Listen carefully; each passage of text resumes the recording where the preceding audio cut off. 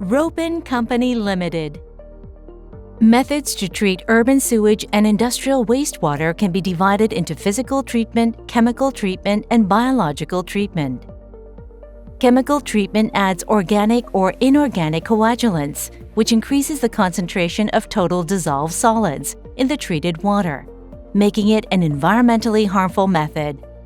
Biological treatment is more economical, but requires a large plot of land where the microbes need to decompose the contaminants over a long period of time, generating greenhouse gases and foul odor. Physical treatment separates pure water from the contaminants without altering the phase of the contaminants, making the process more environmentally friendly and enabling the water to be reused. The filter is a major type of physical treatment device.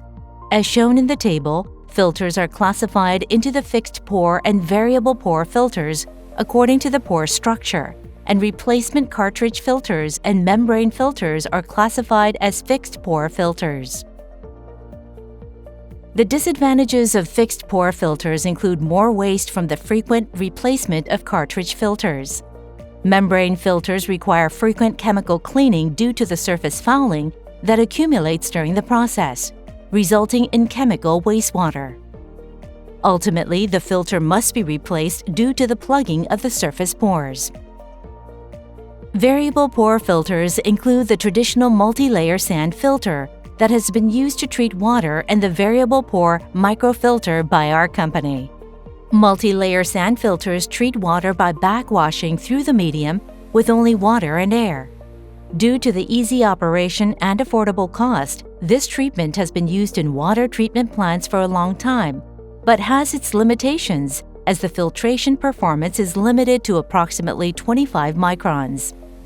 As the latest water treatment technologies focus on reuse and advanced treatment, this filtration method has been steadily declining. The Vpmf by our company is a fine, long fiber filter that can filter up to 0.2 microns, a significant difference compared to multi-layer sand filters, and has a long lifespan of about 10 years as it requires only water and air for backwashing and regeneration of the filter medium. When looking back on the development of fixed pore and variable pore filters, the first fixed-type filters were mainly made of filters shaped like fabric, cloth, or mesh nets, and the size of the pores was only 50 microns. After the appearance of second-generation fixed pore filters using a porous polymer membrane as the filter medium, technology advanced at a rapid pace, bringing filters such as reverse osmosis membranes, ultrafiltration, and microfiltration, which have been wisely used for ultra-pure water, seawater desalinization, wastewater recycling, and the filtration of drinking water.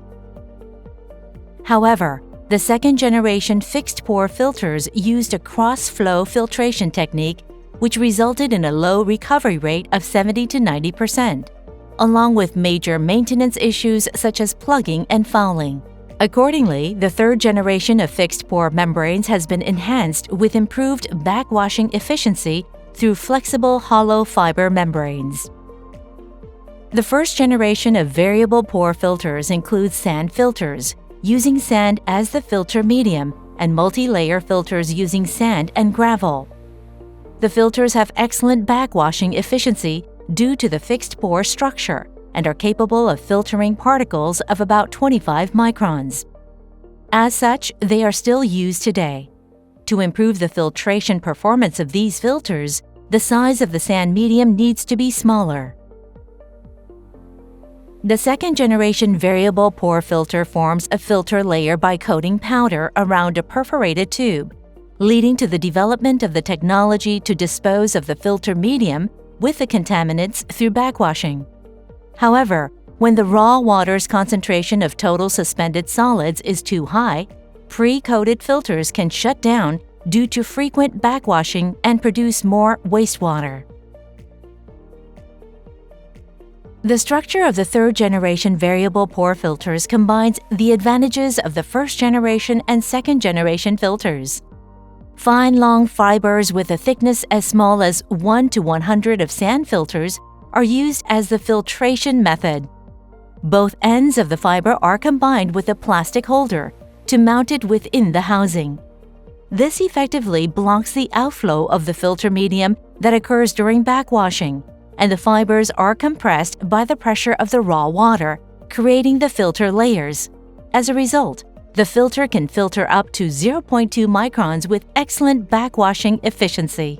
However, a major issue of fixed-pore membrane filters is gel fouling, which occurs when the suspended solids and colloidal particles coat the surface over the filtration process.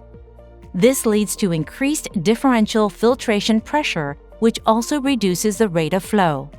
When operated over a long period of time, contaminants that are similar in size to the filter's pores begin plugging the filter medium. The flow rate versus the operating time curve shows that the flow rate decreases due to gel fouling and plugging that occurs in the filter.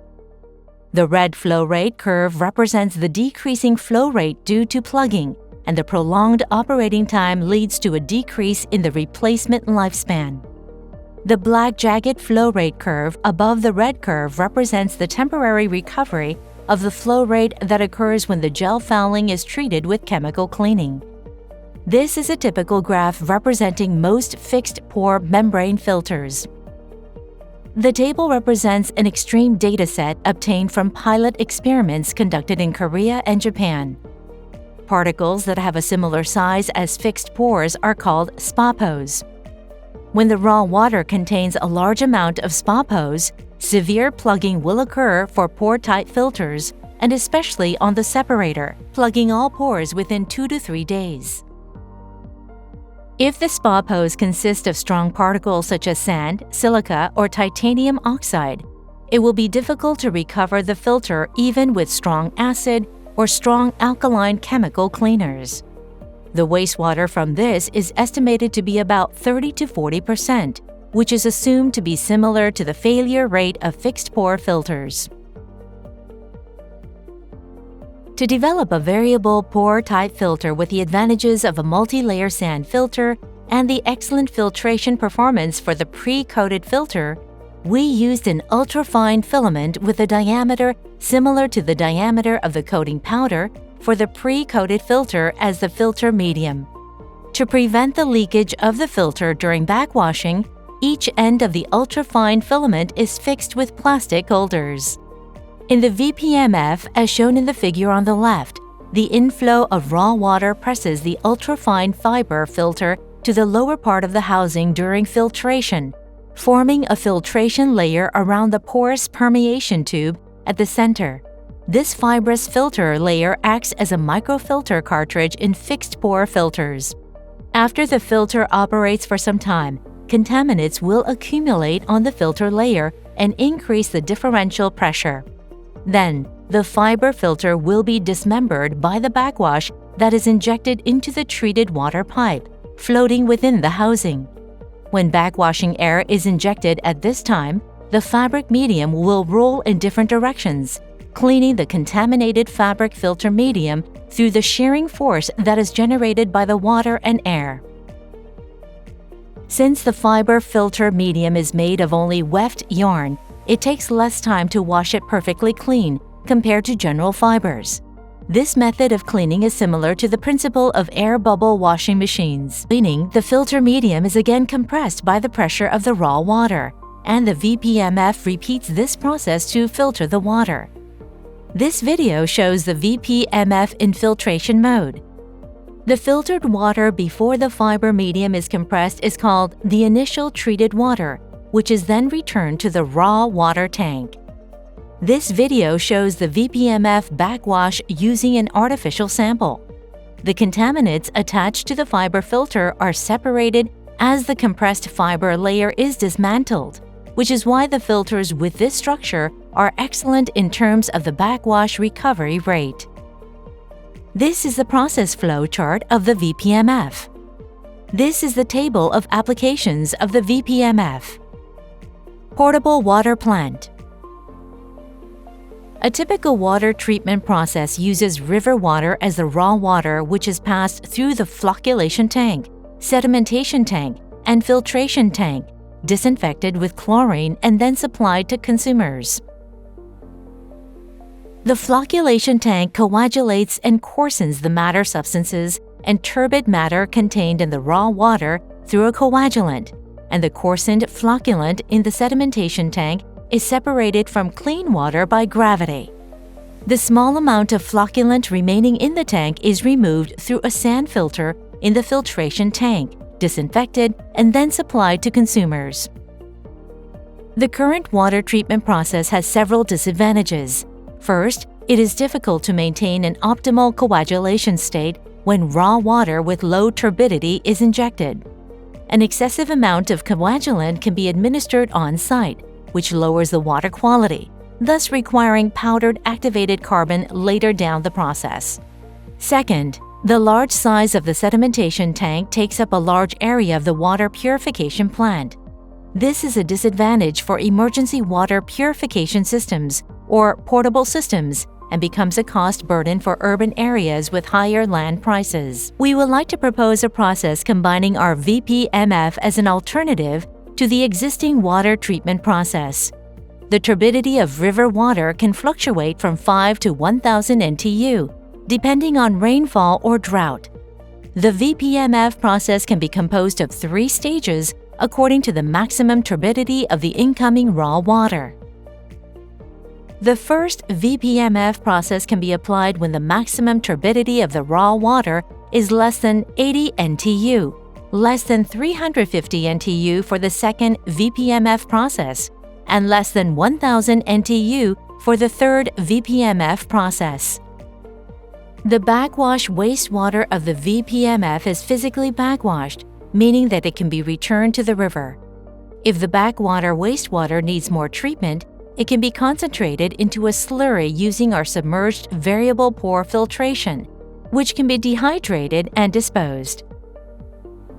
The recovery rate of the Vpmf process is about 97 to 99% and requires a smaller area that is 1/20th of existing water purification plants.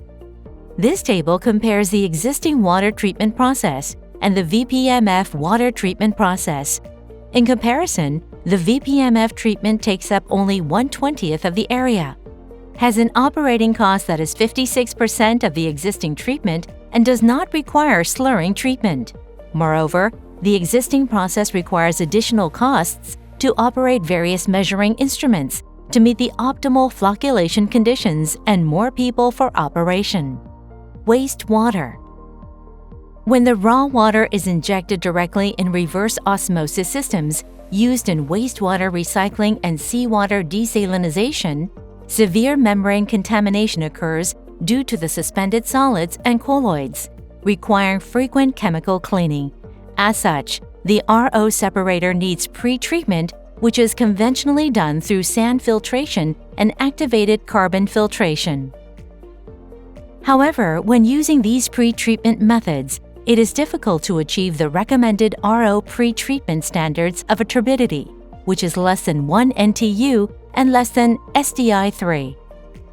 The Vpmf can replace sand filtration and activated carbon filtration, satisfy the pre-treatment standards, and optimize the performance of RO used in wastewater recycling and seawater desalination.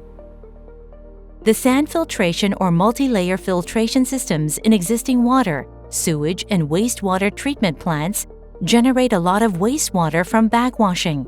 The conventional treatments for backwash wastewater are returning the wastewater to the wastewater treatment plant, coagulation, and concentration. Backwash wastewater is known to account for approximately 10% of treated water, and 95% of this can be recovered by direct filtration through the Vpmf. Since the water quality is equal to or better than that of sand filtration treated water, the results can be used in combination with sand filtration treated water or as backwash wastewater for sand filtration, increasing the recycling rate of water. Ropen Company Limited.